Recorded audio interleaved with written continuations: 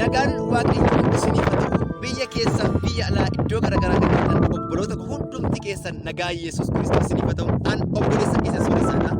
Sooree tuubii ammumarraan saabskraayib gochuu hiriyoota keessaniif sheer akkasin gootan qeeqaaf yaada qabdan hundumaa komentii jalatti naaf barreessaan isinii jedha baay'ee isin jaalladha. Amma immoo sagalee waaqayyoon isinitti hima. Yesuus Kiristoos gooftaan sagalee waaqayyoo akkana jedha macaafa Ibrootaa keessatti Kiristoos Yesuus kaleessa isuma ture har'as boris bara baraanis maalidha isuma sanaadha. Addunyaan injijjiiramti dhaloonni injijjiirama wanti hundumtuu injijjiirama Kiristoos injijjiirama maalidha yeroo hunduma isuma sana. Kanaaf barreessaa warra Ibrootaa Yesuus Kiristoos kaleessas har'as boris bara baraanis isuma sanaadha. Kanaaf Yesuus inni injijjiiramne inni yeroo hundumaa jiraatu waaqii lafti samiin mootonni gurguddoonni hin darbu inni bara baraan jiraatu inni injijjiiramne arra dhimma keessan keessa isiniif haa galuun jedhan isin eebbisa. Mana keessan keessa gaa'ela keessan keessa barumsa keessan keessa inni injijjiiramne inni yeroo hundumaa jiraatu isiniif haa galuun isin jedha. Addunyaa kanarratti waan dachee kun addunyaan kun gaariidha bareedaadha haaraadha jedhee jaju bor immoo wanti haaraan sun moofa'e waan gaarii sun hamaa ta'e wanti jiru sun badee wanti hin jiraanne immoo jiraate addunyaan wal jijjiira inni yeroo hundumaa jiraatee jireenyatti nama jiraachisuu danda'u immoo Yesuus Kiristoos qofaadha. Namni Yesuus Kiristoos of keessaa qabu jireenya bara baraa qabu. Roomaa boqonnaa 8:1 firdii warra Yesuus Kiristoositti qabamanii jiraatanitti faradamu tokkollee hin jiruudha. Cubbuu jalaa du'a jalaa si'ool jalaa namni Yesuusitti amane jalaa bayeera jechuudha. Jalaa bilisa bayeera jechuudha. Kanaaf waan tokkoon isinitti madhaamsan isinii godha. Jireenyi bara baraa kan isiniin galin Yesuusitti kan hin amanin mootummaa waaqayyoo keessa hin jirtan. Kanaaf karaan gara jireenyaa geessu tokkicha inni immoo dhimma waaqayyoo Yesuus Kiristoos qofaadha. Kanaafiyyuu karaan dhugaan jireenyi Yesuus Kiristoos qofa waan ta'eef gara sanaa gara jireenyichaa koottaa gara ilma waaqayyoo isa dhugaa ta'e koottaa. Addunyaa kanarra namni waan baay'ee amanata. Amantiin kan amananii ittiin jireenya garagaru Yesuus Kiristoos isa du'a moo'ee ka'e qofaan.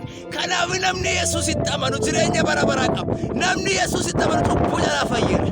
Kanaafiyyuu namoonni baay'een amantiin koo kana waan baay'ee haasa'uu danda'u. Ani garuu waan tokko si gorsa obboleettii koo. Ani garuu waan tokko si gorsa obboleessa koo. Karaan jireenyaa tokkicha inni immoo Yesuus Kiristoos qofaan. Karaan fayinaa tokkicha inni immoo Yesuus Kiristoos qofaan. Amanannaa keenya isa yeroo hundumaa jiraatu Yesuus Kiristoos qofaa ta'u.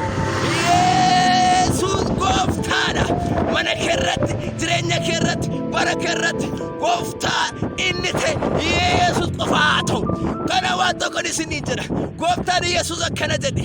Bara jireenya keessatti gooftaa nama boomuu hin dandeessaniidha. Kanaafiyyuu Yesuus Kiristoositti amannee isa qofaa gooftaa godhannee akka wajjin jiraannu waaqayyo isin haa eebbisuun isiniin jedha. Ammumarra jireenya keessatti Yesuusin affeera. Gaafa Yesuusin fudhattee kaasee ifama cubbuu argatta karaa jireenyaa barta du'a jalaa baata si'ool jalaa baata. Kanaaf dukkana biyya lafaa seexana hojii isa gara jireenya bara baraa isa ta'e gara dhugaa isa ta'e gara fayyisaa ilmaan namootaa isa ta'e gara Yesuus koottaan isiniin jedha. Yesuus gooftaadha. Yesuus Kiristoos fayyisaadha. Sagaleen waaqayyoo hojii ergamootaa boqonnaa 1:9 kanadha. Inni amma gara abbaa dhaquusaa agartan kun deebi'ee hin dhufaadha. Yesuus deebi'ee hin dhufa. Cubbuu ilmaan namootaa yakka ilmaan namootaaf gad of deebisee inni dhufe amma immoo si'a lammaffaatti gaafa gara biyya lafaa dhufu warra dhiiga isaatiin miicatanii qalbii jijjiirratanii jireenya bara baraatiif qophaa'u fudhachuudhaaf dhufa. Kanaaf waan tokkoon isinitti hima gaafa Yesuus dhufu jireenya bara baraa kee akka argattaniif ammuma Yesuus Kiristoositti qabamaa jiraadhaa. Yaada garaa keessanii gaddaradhaa. Cubbuu jalaa ba'a. Yakka keessaa ba'a.